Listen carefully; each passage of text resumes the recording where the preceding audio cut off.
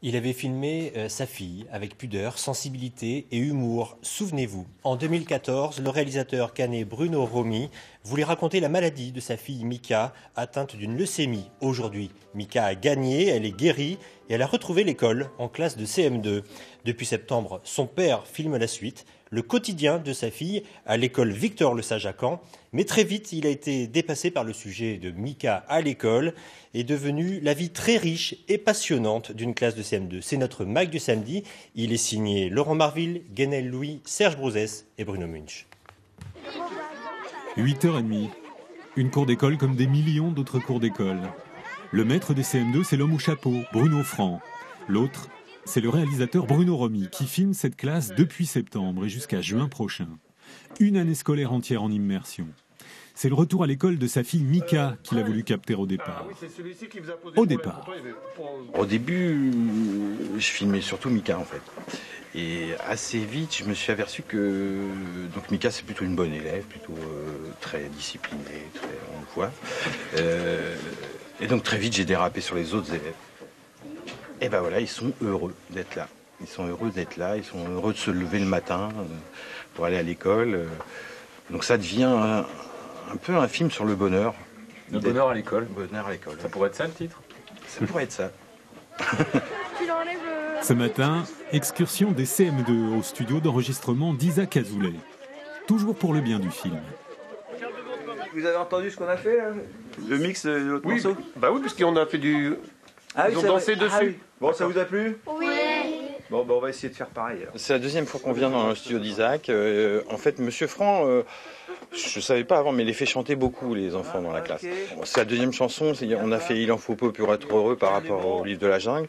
Et là, j'ai un peu imposé une chanson qui est une chanson de Philippe Catherine, qui est une chanson sur la transmission, en fait. Et c'est la bande-son du film, en fait. Et ça sera dans le film, c'est clair. Répétez après moi. Après moi. Répétez après moi. On n'a rien compris au film.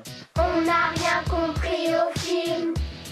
Cet atelier chant, les enfants adorent. Bruno Romy et sa caméra sont devenus transparents. C'est fou comme on se la pète. Répétez après moi. On se prend pas pour de la merde. On se prend pas pour de la merde. Répétez.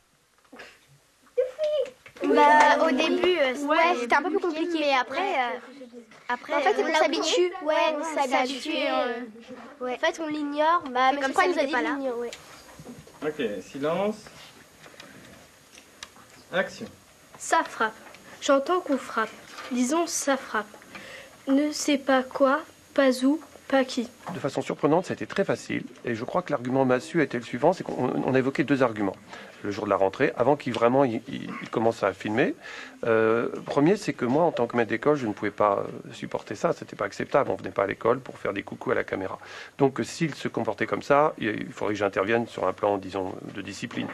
Mais alors, le second argument, qui à mon avis est l'argument massu, c'est que Bruno leur a bien dit que ça ne l'intéressait pas, que tous ces gestes-là seraient perdus pour le film.